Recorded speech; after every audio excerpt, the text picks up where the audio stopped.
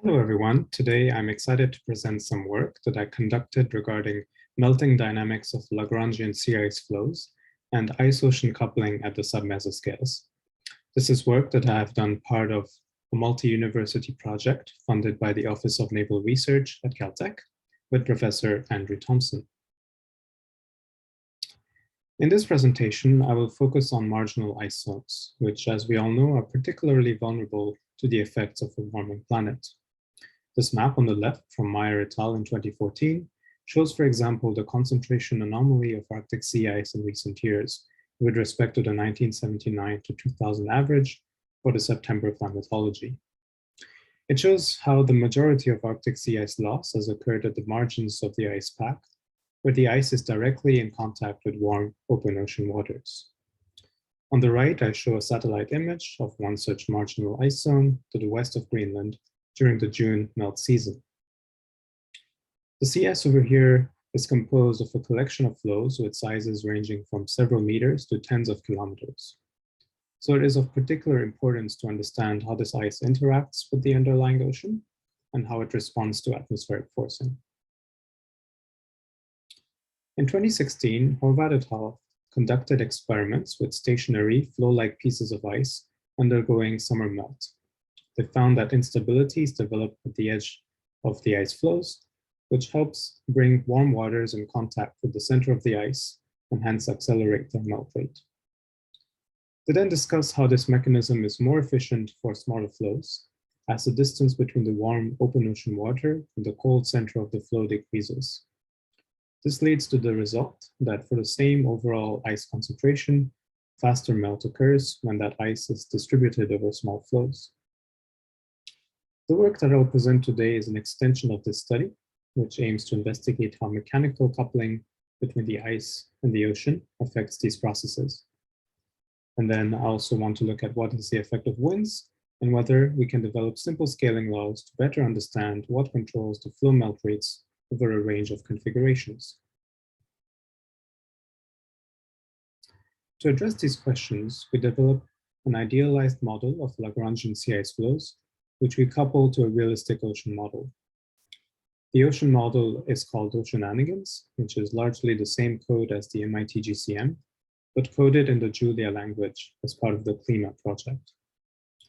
We configured the model to run on hydrostatic F-plane with 250 meters resolutions in the horizontal and 2.5 meters in the vertical.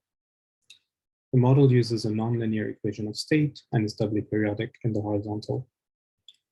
The sea ice model is composed of circular disks that can respond to ocean and atmospheric fluxes.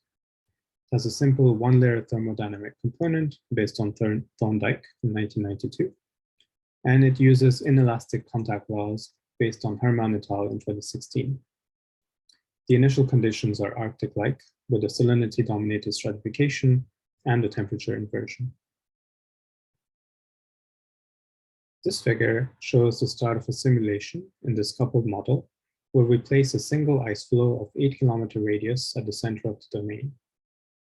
As the solar forcing melts the ice, it releases fresh water, which causes a lateral buoyancy gradient that becomes unstable and starts creating these filamentary structures. These submesoscale features are associated with circulation cells around the flow, which extend down to the mixed layer depth, which is around 35 meters deep. The colored unfilled contours are a measure of the vorticity of the ocean, with red contours representing cyclonic features that are generally warm and which carry heat towards the cold and anticyclonic center of the flow.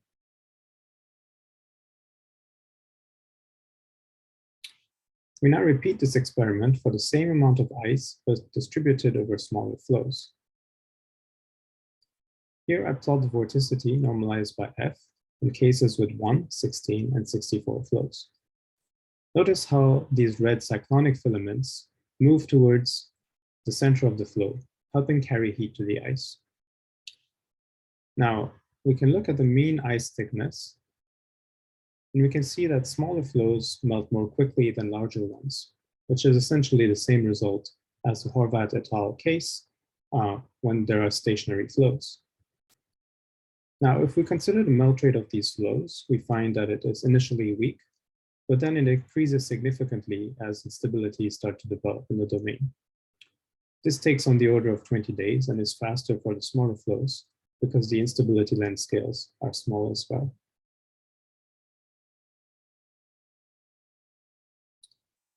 We now attempt to develop a simple scaling to obtain a better understanding of what controls the melt rate of these flows. We first consider the equation for the flow melt rate due to this parameterized oceanic heat flux. And on the second line, we write an equation for the temperature evolution of the volume of fluid directly below the ice, as this is what ultimately controls this melt rate.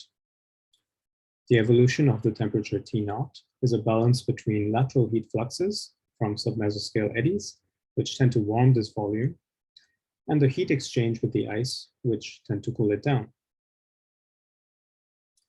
By assuming a steady state in T0 and rewriting the turbulent diffusivity as a product of a fluctuating velocity and a mixing length, we can find a scale for the flow melt rate, as shown in the expression on the bottom left. In particular, we expect the melt rate to increase with the fluctuating velocity v prime and the mixing length, and to decrease with the flow radius, Rf. Now, to quantify the mixing length and how it evolves with the flow size distribution, it is useful to consider snapshots of vorticity. As is clearly visible here, the size of eddying filaments increases with the flow size. For the purpose of our scaling, we use a quantitative measure of the length of these filaments to estimate the mixing length on the left. And we use the domain mean eddy kinetic energy to estimate the RMS velocity v prime. We then insert these values into the scaling expression on the right-hand panel and find that the prediction does reasonably well for large flows, but tends to overestimate the melt rate of smaller flows. It is still a work in progress to understand what is causing that discrepancy at small flow rates, but part of the answer lies in the fact that the melt rate is particularly sensitive to the definition of the mixing length for these small flows.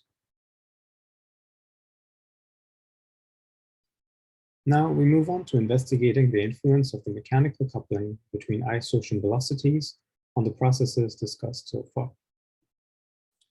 We use a non-zero ice-ocean drag coefficient, which allows these flows to move in response to oceanic currents.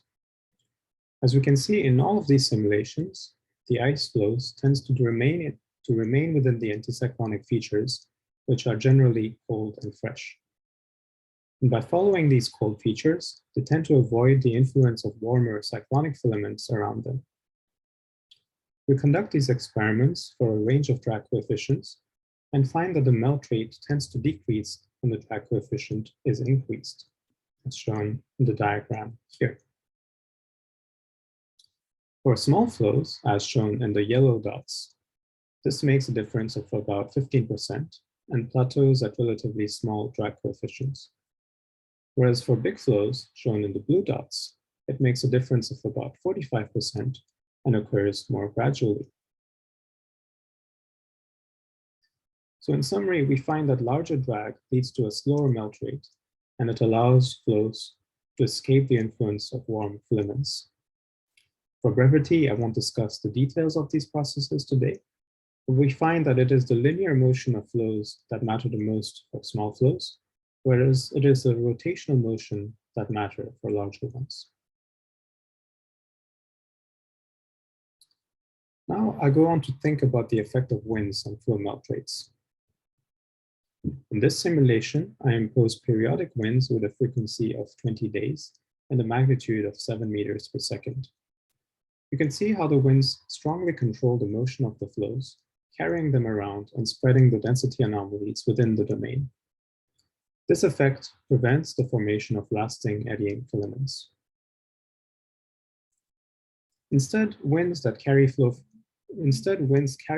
forwards and towards warmer parts of the domain and increase their melt rate every time the wind magnitude increases, as shown in the panel below.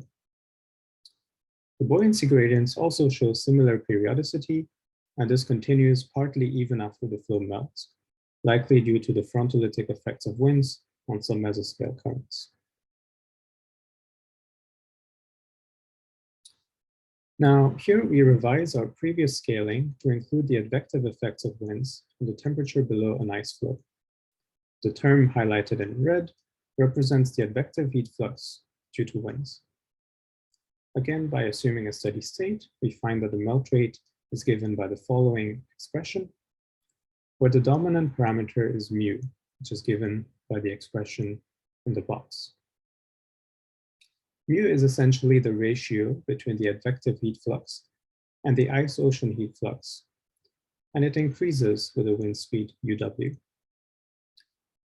We then conduct a number of experiments where we vary the wind speed, the flow size, and the dry coefficient, as shown on the left over here. And when we plot these experiments against the parameter mu, the panel on the right, we find that they match well with the scaling law provided above. At low values of mu, the scaling tends to underestimate the melt rate, because here the winds are rather weak, and the submesoscale eddies play a more significant role. At higher values of mu, the scaling works better as the winds indeed control the melt rate.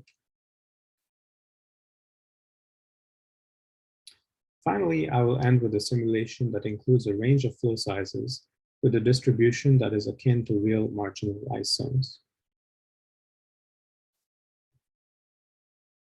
From this simulation, we can clearly see how smaller flows are much more mobile than the larger ones, as they respond more readily to the fine-scale eddying filaments in the ocean.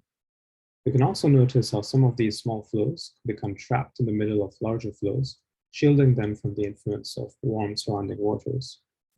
This causes these flows to melt more slowly than those that are on the periphery. This behavior is visible with a large amount of variability in flow thickness distribution for small flows, shown in the purple scaling. So in summary, we find that flow size distribution affects surface submesoscale, eddy kinetic energy, and mixing length, which then in turn affect the melt rate. We find increased ice-ocean coupling reduces the melt rate through linear and rotational motions. Winds increase melt by carrying flows to warm waters, decoupling ice and eddy velocities. And large flows can shield smaller ones from ocean heat, causing variability in their melt rates. Now in future WIP, we plan to investigate how interior mesoscale eddies affect these processes, and finally, how realistic flow shapes, collisions, and braking also change the processes discussed here. Thank you very much, and look forward to questions.